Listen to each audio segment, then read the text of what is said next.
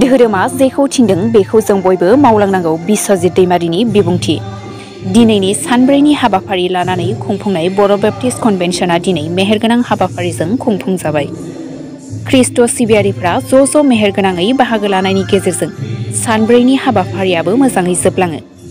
उदालगुरि जिल्ला बोरिगामि गेवलां दुब्लि फोथाराव बर' बेप्टिस्ट कन्वेन्शनाव बाहागो लानानै धोरोमनि सोमोन्दै बेसेनगोसा बिबुंथि लाखिनायजों लोगोसे खौरांनि गेजेरजों बिबुंथि लाखियो आसाम आयेन आफादनि बुंथिगिरि बिस्वजित दैमारिया। बेयाव फैनानै जोबोद मोजां मोनबाय। हाजार गासैबो सिबियारिफोरजों बेवहाय दान्दिसे जिरायनानै जोंनि गियानि सुबुं जोंनि रेभारेन्डफोरनि माखासे बाइबेलनि बाथ्रा मोजाङै खोनासंनो मोनबाय, इसोरनि बाथ्रा खोनासंनो मोनबाय आरो बेयो मोनसे आं सानो गिदिर एक्सपिरियेन्स। आं ओरैनो BBC कनफारेन्सआव दासिम खेबथाम फैनो मोनदों आरो फैनानै जेब्लायबो गोसोखौ जोबोद मोजां मोनफैदों, जेराव दान्दिसे सम गासिबखौबो बावनानै खालि इसोरनि बाथ्राखौल' जोङो सानबाय थायो।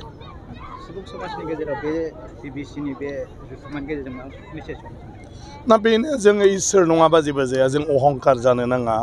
गतिके जोंनि धोरोमनि लामाजों जेरैबायदि जोंखौ हान्थिनो थिनदों जों बेबायदि हान्थिलांनांगौ। जोंनि जि बिबान सुबुं माहारि हिसाबै धोरोमा जेखौ थिनदों बेखौ जोङो मावलांनांगौ बयबो।